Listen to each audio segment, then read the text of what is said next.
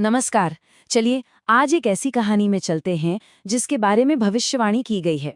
एक ऐसी मुलाकात जो आने वाले युग का पूरा नक्शा ही बदल देगी।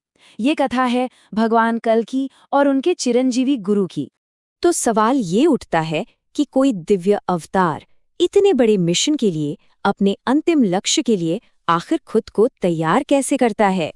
तो इस कहानी की शुरुआत होती है भगवान कल्कि के आगमन से और उनकी उस शक्ति से जो उन्हें जन्म से ही मिली थी।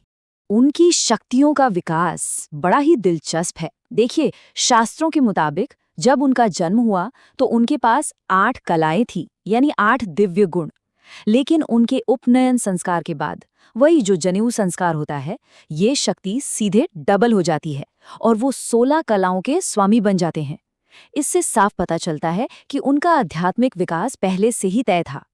लेकिन ठहरिए, अपने अंतिम लक्ष्य को पाने के लिए, धर्म की स्थापना के लिए, ये शक्ति भी काफी नहीं थी। जो काम आगे आने वाला था, उसके लिए तो ज्ञान और शक्ति का एक बिल्कुल ही अलग, एक बहुत बड़ा लेवल चाहिए था।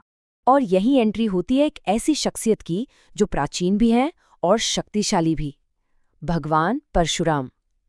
वही जिनको कल्कि का गुरु बनना था। शास्त्रों में इस मुलाकात का जिक्र साफ साफ मिलता है जो इसकी प्रामाणिकता बताता है। ये जो श्लोक है ना, ये उसी महान ज्ञान के बारे में है जो हस्तांतरित किया जाना था। पता है, शास्त्रों में लिखा है कि भगवान परशुराम महेंद्रगिरी पर्वत पर रहते हैं। ये वही पहाड़ हैं जो ओडिशा और आंध्र प्रदेश के तट पर है।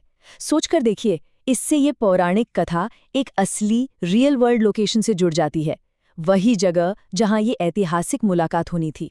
चलिए, अब आते हैं इस मुलाकात के सबसे जरूरी हिस्से पर। वो हिस्सा जहां गुरु अपने शिष्य को अपार ज्ञान और शक्ति सौंपते हैं।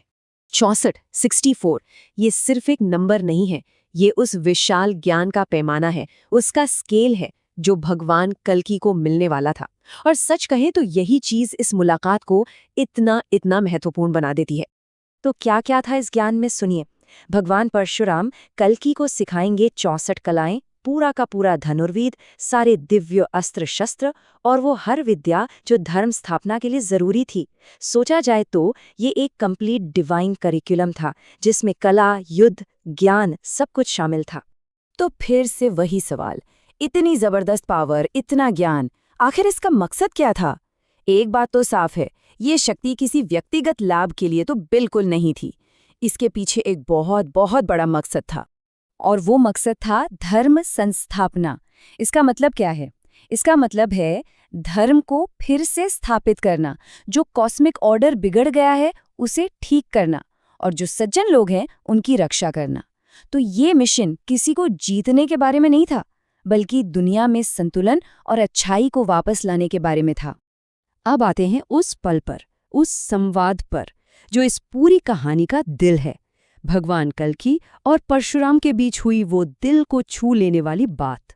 सोचिए, सारा ज्ञान प्राप्त करने के बाद भगवान कल्कि अपने गुरु से पूछते हैं, हे गुरुदेव, इस ज्ञान के बदले में मैं आपको गुरु दक्षिणा में क्या दे सकता हूँ?